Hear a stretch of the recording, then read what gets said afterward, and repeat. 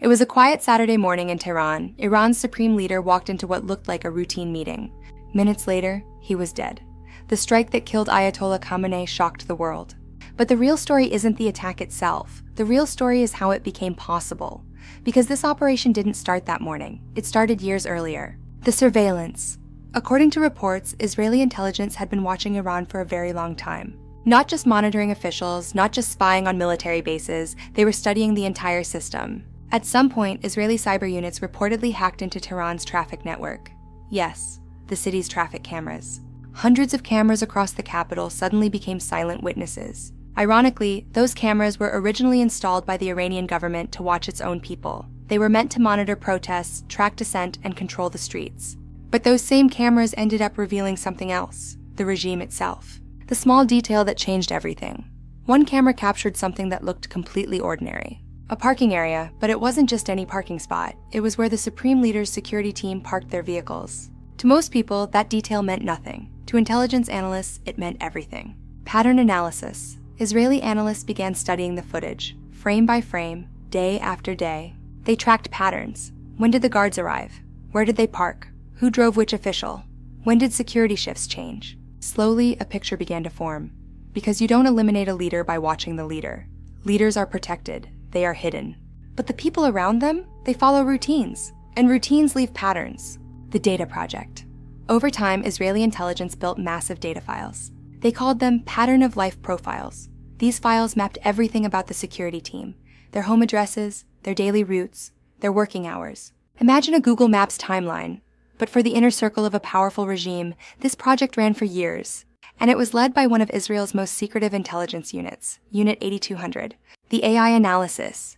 Unit 8200 processed an enormous amount of data, billions of data points. Phone signals, camera feeds, movement patterns, even relationship networks. Using AI-driven analysis, they mapped who talked to whom, who influenced whom, who stayed closest to the supreme leader. Piece by piece, they reconstructed his daily life, almost like solving a massive puzzle.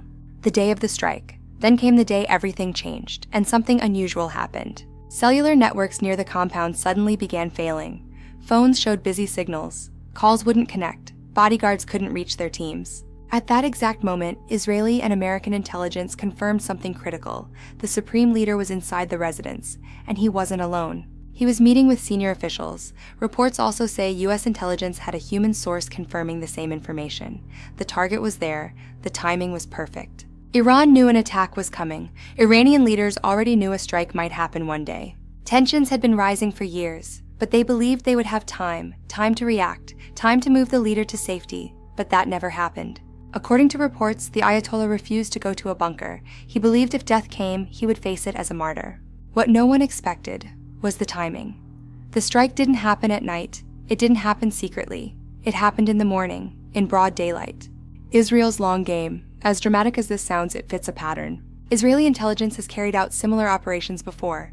In 2024, for example, thousands of pagers used by Hezbollah fighters suddenly exploded. Those devices had been secretly compromised. When the signal was sent, they detonated simultaneously. The operation crippled Hezbollah's communications overnight. And just like this one, it reportedly took years of planning, years of surveillance, years of studying patterns. Modern warfare. And that reveals something important about modern warfare. Wars today aren't fought only with missiles or fighter jets. They're fought with data, with invisible surveillance, with algorithms quietly studying human behavior. And in this kind of war, patience is the most powerful weapon, because intelligence operations don't move fast. They move carefully. They move silently. And when the moment finally comes, everything happens in seconds. Power rarely disappears quietly. Some deaths are not accidents. They are messages. A gunshot, a crowd, a country frozen in shock. The killer disappears, but the questions never do. Because this story isn't just about one leader, it's about what happened next.